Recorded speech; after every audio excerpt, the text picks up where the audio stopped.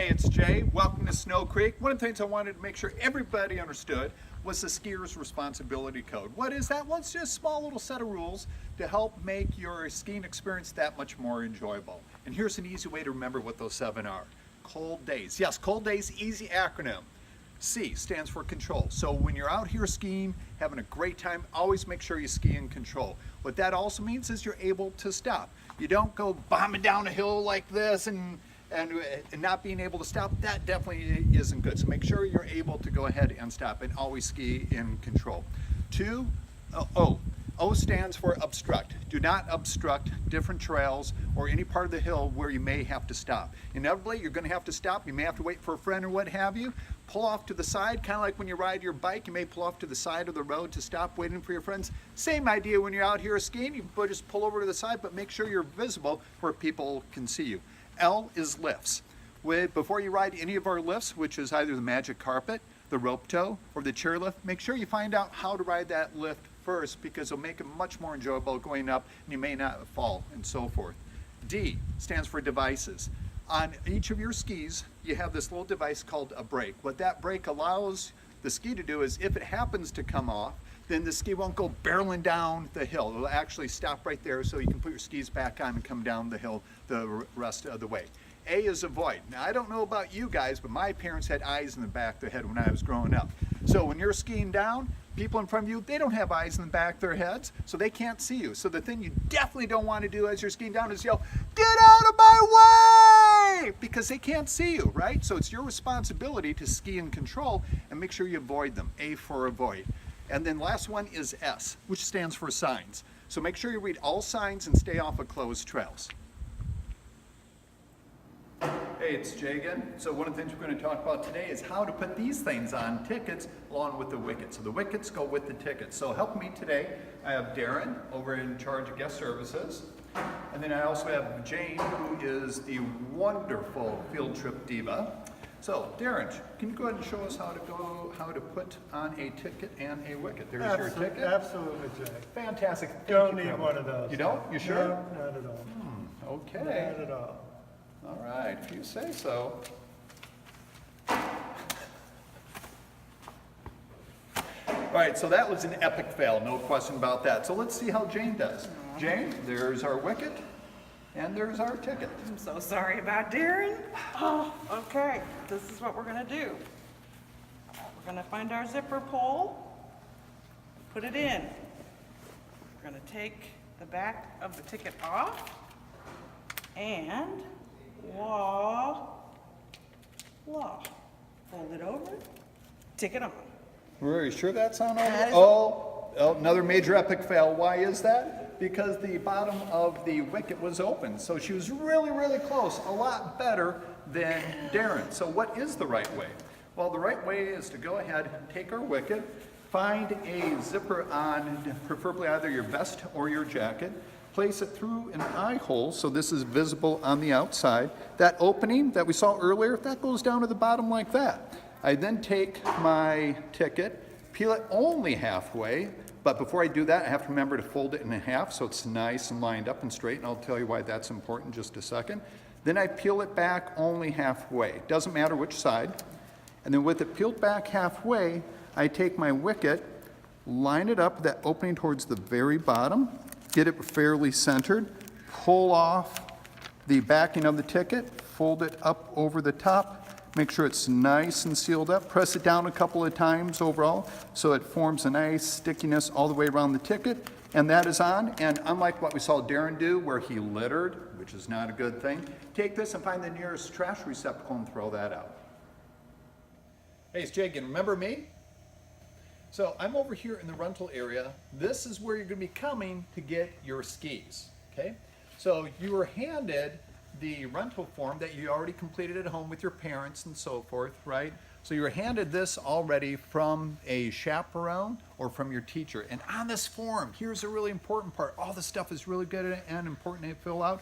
But we have the age, we've got the height, we've got your weight, and we have your shoe size, okay? Those are really, really important things to have, because what that allows us to do is to set the ski for the right weight you are, as well as for the right height on it. So that's really, really important. So that definitely has to be completed out. Then over in the middle right here, we have the skier's ability. There are skier types 1, 2, and 3. Okay, skier type 1 is, hey, you've never been out skiing before, this is your first time, you definitely want to have that box checked off. If you're a skier 2, that means you ski blues. If you don't know what blues are, then you know what? You're a type 1 skier. A type 3 skier is an expert skier. Those skiers are far and few in between. You can say, hey, you know what? I'm an expert skier on my Wii or Xbox at home, so I'm going to check that off. That doesn't count out here because this is the real world out on the snow. So it's really important that you check off the right item there. So make sure you remember to bring your form. Once you have it with you, don't lose it. You lose the form, it's the end of the world. Hey, so you've got your rental forms with you, right? So this is the rental area. You're gonna be coming on in, so follow me. So while you're walking through here, we have boots on that side to your right while you walk in. Those are snowboarding boots. We're not worried about that side. The side we're worried about are the ski boots because we're here to ski. If you look up here, all these are marked in terms of sizes. So size 7 to 9 ski boots, 9 to 10 and so forth. So from your form we had earlier, we had written down there what your shoe size was. For those of you who are female, you can take your shoe size, knock it down. So if you're a size 8 in a woman's, then look for a size 7 for these ski boots over here, okay? So come on over here. I want to show you one other really interesting thing on these ski boots. To help you get the right ski boots so we can get you out on the hill that much faster, the bottoms on the ski boots all have the sizes marked on them. Right here, look, they're size 9s. These boots, size 9, size 9, size 9s, right? All those are size 9s. But one of the things that can kind of happen is people come in and they don't grab the right pair. So right below the size here is another code. This one's 48, 48, 48. Guess what? Yeah, those go together. These over here, 90 and 90. Guess what? Those go together as well. So make sure you grab the right size and then with the 2 matching codes so you've got the right pair on that, okay? So how do you go ahead and put on the boots themselves? I've got Kaylee who's going to go ahead and help me show you how to do those. So Kaylee's already picked out her boots, so thank you, Kaylee, for helping. When you do put on your boot, which we'll talk about here in a moment, you want to make sure it's like a nice firm handshake, okay? Because a lot of times your parents will buy you your shoes like maybe one size too tall or too big, for example, and if your ski boots are too big, you're going to be flopping around in them and your feet might hurt a little bit, but you're not going to have as much fun skiing for the day there. And we're all about having fun out here, okay? So within the ski boot itself, there's only 2 things that go in a ski boot. 1 foot, 1 sock, nothing else. If you put anything else in there, like a second sock, or if you have a base layer in there, or if you put your jeans within the boot itself, it's going to twist back and forth and give you a rash, which is going to make your ankle feel pretty uncomfortable and probably even your foot, which isn't good. That wouldn't be too much fun. So with your ski boots, what you want to make sure when you set them down is you have the buckles to the outside. Not to the inside, but to the outside like that. Kind of like normal shoes would have those on the outside. Then you want to pull up your ski pant if you have one, or your jeans, any type of pant, and pull your socks all the way up. And to get them into the boot, make sure your buckles are unbuckled all the way.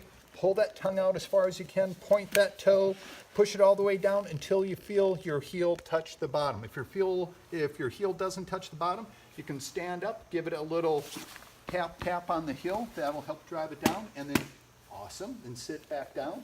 Lifting everything out of the boot except for that 1 foot, which of course we want to keep in the boot, and the 1 sock. To buckle, start off on the bottom, and you don't want to crank on it super tight where, oh, I can't get that down. Just start off a little light, so the buckle mechanism right here is maybe about halfway over, just to get it started so it doesn't take much pressure, about as much pressure as it takes for a thumb. Make sure your tongue is all the way on the inside of this part, which is called the cuff. Not on the outside, because that's discomfort. We want it on the inside. Then the top cuff, where the buckle part is, go ahead, take it, start with the top, and buckle that on down. Real easy there. Take the next one too, and maybe 1 or 2 notches there. Press down on that, and then push the tongue all the way down so it rests right here against your foot and where your shin is. And then once, if you can make sure your toes can fit in there, you'll be in good shape. And to make sure the boot length is right, your toes shouldn't be crushed like this by any means. If they're just kissing, that's okay. Or if they're back just a little bit like that, that is okay as well. If you're having problems getting your boots on correctly, look for a ski instructor who should be over here, and they should be able to help you refine that fit if you need help on that. Then you take your jean or your ski pant.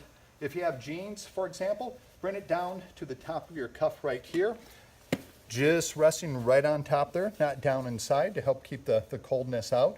If you have a ski pant, you can take it down past the cuff, and then if you have enough flex in here, enough space, bring it down past that first buckle, pull it all the way down. Second boot is the exact same process.